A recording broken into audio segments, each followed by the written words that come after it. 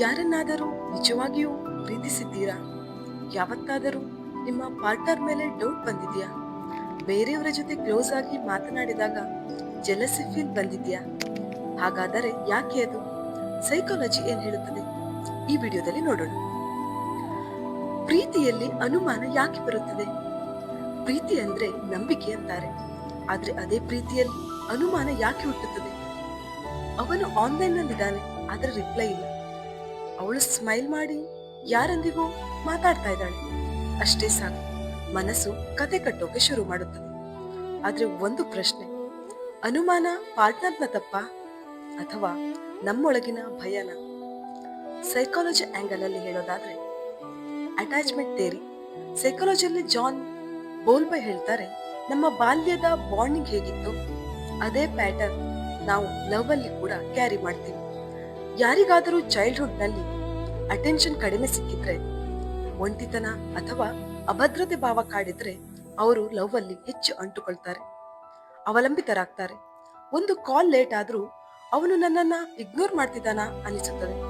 ಇದು ಲವ್ ಅಲ್ಲ, ಇದು ಕಳೆದುಕೊಳ್ಳುವ ಭಯ. ನಿಜವಾಗಿಯೂ ಯಾರನ್ನಾದರೂ ತುಂಬಾ ಪ್ರೀತಿಸಿದಾಗ ಅವರನ್ನ ಕಳೆದುಕೊಳ್ಳುವ ಭಯ ಹೆಚ್ಚಾಗುತ್ತದೆ.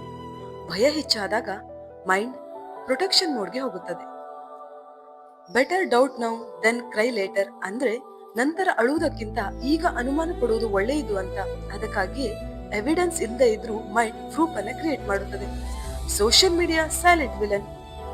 ಇನ್ಸ್ಟಾಗ್ರಾಮ್ ಫಾಲೋವರ್ಸ್ ಪಾರ್ಟ್ನರ್ ಯಾರನ್ನ ಫಾಲೋ ಮಾಡ್ತಾರೆ, ಯಾರು ಅವರಿಗೆ ಲೈಕ್ ಕೊಡ್ತಾರೆ, ಎಕ್ಸ್ ಇನ್ನು ಲಿಸ್ಟ್ ಅಲ್ಲಿ ಇದಾನ. ವಾಟ್ಸಪ್ ಲಾಸ್ಟ್ ಸೀನ್ 2:15 ಆದ್ರೆ ನನಗೆ ರಿಪ್ಲೈ ಇಲ್ಲ. ಮನಸ್ಸು ಸ್ಟೋರಿ ಕಟ್ಟುತ್ತೆ, ಯಾರ ಜೊತೆ ಮಾತಾಡ್ತಿದ್ದಾನೆ, ನನ್ನನ್ನ ಇಗ್ನೋರ್ ಮಾಡ್ತಿದ್ದಾನ. ಎವಿಡೆನ್ಸ್ ಇಲ್ಲ ಅಂದ್ರೂ ಮನಸ್ಸು ನೆಗೆಟಿವ್ ಕನ್ಕ್ಲೂಷನ್ಗೆ ಜಂಪ್ ಆಗುತ್ತದೆ. ಲೇಟ್ ರಿಪ್ಲೈ, ಲವ್ ಕಡಿಮೆ ಅನ್ನೋ ಊಹೆ. ಪೋಸ್ಟ್ಗೆ ಲೈಕ್ ಕೊಡ್ಲಿಲ್ಲ, ಆದ್ರೆ ಇನ್ನೊಬ್ಬಳ ಫೋಟೋಗೆ ಲೈಕ್ ಕೊಟ್ಟಿರ್ಬೋದಾ? ಲೇಟ್ ನೈಟ್ ಆನ್ಲೈನ್ 1 ಗಂಟೆ, ಗುಡ್ ನೈಟ್ ಹೇಳಿ 30 ನಿಮಿಷದ ನಂತರ ಮತ್ತೆ ಆನ್ಲೈನ್. ಇಲ್ಲಿ ಟ್ರಸ್ಟ್ ವರ್ಸಸ್ ಇಮ್ಯಾಜಿನೇಷನ್ ಬ್ಯಾಟಲ್ ಆರಂಭವಾಗುತ್ತದೆ. ಇವು ರಿಲೇಶನ್ಶಿಪ್ ನ ಸೈಲೆಂಟ್ ಟೆಸ್ಟ್ ಆಗಿ ಬಿಟ್ಟಿವೆ. ಆನ್ಲೈನ್ ನಲ್ಲಿದ್ದು ರಿಪ್ಲೈ ಯಾಕಿಲ್ಲ? ಈ ಹುಡುಗಿ ಬೇರೆಯವ್ರ ಜೊತೆ ಚಾಟ್ ಮಾಡ್ತಿದ್ದಾಳ? ಒಂದು small doubt 10x over thinking ಆಗುತ್ತದೆ. ರಿಯಲ್ ಟ್ರೂತ್ ಏನ್ ಗೊತ್ತಾ? ಅನುಮಾನ 2 ಕಾರಣಗಳಿಂದ ಬರುತ್ತದೆ. ಒಂದು, ಪಾರ್ಟ್ನರ್ ಬಿಹೇವಿಯರ್ ಕ್ಲಾರಿಟಿ ಇಲ್ಲದಿದ್ದಾಗ. ಇನ್ನೊಂದು, ಸೆಲ್ಫ್ ಕಾನ್ಫಿಡೆನ್ಸ್ ಕಡಿಮೆ ಇದ್ದಾಗ. ಸ್ವಾಭಿಮಾನ ಕಮ್ಮಿ ಇದ್ದರೆ ಮನಸ್ಸು ಹೇಳುತ್ತದೆ, ನಾನು ಸಾಕಾಗ್ತಿಲ್ವಾ? ಅಲ್ಲಿ ಲವ್ ಇನ್ಸೆಕ್ಯೂರ್ ಆಗುತ್ತದೆ. ಅನುಮಾನ ಯಾಕೆ ಬರುತ್ತೆ? ಇಮ್ಯಾಜಿನೇಷನ್ ಆರಂಭ ಮಾಡಿ ನಂತರ ಕಮ್ಯುನಿಕೇಶನ್ ಮಾಡಿದ್ರೆ. ಕಮ್ಯುನಿಕೇಶನ್ ಸ್ಟ್ರಾಂಗ್ ಆಗಿದ್ದಾಗ ಇಮ್ಯಾಜಿನೇಷನ್ ಕೂಡ ವೀಕ್ ಆಗುತ್ತದೆ.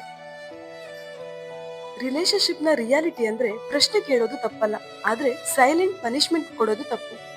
ಟ್ರಸ್ಟ್ ಬ್ಲೈಂಡ್ ಆಗಿರಬಾರ್ದು, ಓವರ್ ಥಿಂಕಿಂಗ್ ಟಾಕ್ಸಿಕ್ ಆಗಬಾರ್ದು.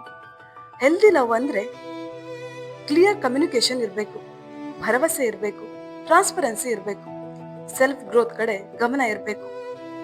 ಸುಮ್ಮನೆ ಒಂದು ಪ್ರಶ್ನೆ, ಹುಡುಗಿಯರು ಜಾಸ್ತಿ ಅನುಮಾನ ಪಡ್ತಾರಾ ಅಥವಾ ಹುಡುಗರು ಸೈಲೆಂಟ್ ಆಗಿ ಚೆಕ್ ಮಾಡ್ತಾರಾ?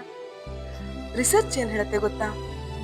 ಹುಡುಗಿಯರು ಎಮೋಷನಲ್ ಇನ್ಸೆಕ್ಯೂರಿಟಿಯನ್ನ ಜಾಸ್ತಿ ಎಕ್ಸ್ಪ್ರೆಸ್ ಮಾಡ್ತಾರೆ, ಬಾಯ್ಸ್ ಸೈಲೆಂಟ್ ಡೌಟ್ ಇಟ್ಟು ಎವಿಡೆನ್ಸ್ ಅನ್ನ ಕಲೆಕ್ಟ್ ಮಾಡ್ತಾರೆ. ಆದ್ರೆ ಕೊನೆಯಲ್ಲಿ ನೋವು ಇಬ್ಬರಿಗೂ ಒಂದೇ ರೀತಿಯಾಗಿರುತ್ತದೆ. ನಂಬಿಕೆ ಇಲ್ಲದ ಪ್ರೀತಿಯಲ್ಲಿ ಅನುಮಾನ ಹುಟ್ಟುತ್ತದೆ. ಸತ್ಯ ತಿಳಿದಾಗ ಕಾಲ ಮಿಂಚಿ ಹೋಗಿರುತ್ತದೆ. ಈಗ ನೀವ್ ಹೇಳಿ, ಅನುಮಾನ ಪಾರ್ಟ್ನರ್ ತಪ್ಪ ಇಲ್ಲ ಇನ್ಸೆಕ್ಯೂರಿಟಿ ನಮ್ಮೊಳಗಿಂದಾನ? ಹುಡುಗಿಯರು ಜಾಸ್ತಿ ಡೌಟ್ ಪಡ್ತಾರ ಅಥವಾ ಹುಡುಗರು ಆಕ್ಟಿಂಗ್ ಮಾಡಿ ಸೀಕ್ರೆಟ್ಲಿ ಚೆಕ್ ಮಾಡ್ತಾರಾ? ಕಮೆಂಟ್ ಸೆಕ್ಷನ್ ಓಪನ್ ಇದೆ. ರಿಯಲ್ ಎಕ್ಸ್ಪೀರಿಯನ್ಸ್ ಅನ್ನ ದಯವಿಟ್ಟು ಕಮೆಂಟ್ ಮಾಡಿ. ಇದು ಹೊಂಬೆಳಕು, ಹೃದಯಕ್ಕೆ ಬೆಳಕು ಕೊಡೋ ಪ್ರಯತ್ನ. ನಮ್ಮ ಈ ಪ್ರಯತ್ನ ನಿಮ್ಗೆ ಇಷ್ಟ ಆದ್ರೆ ದಯವಿಟ್ಟು ಲೈಕ್ ಮಾಡಿ, ಶೇರ್ ಮಾಡಿ. ಇದೇ ತರದ ಲವ್ ಕಾನ್ಸೆಪ್ಟ್ ವಿಡಿಯೋಗಳಿಗಾಗಿ ನಮ್ಮ ಚಾನೆಲ್ ಅನ್ನ ಸಬ್ಸ್ಕ್ರೈಬ್ ಮಾಡೋದನ್ನ ಮರಿಬೇಡಿ.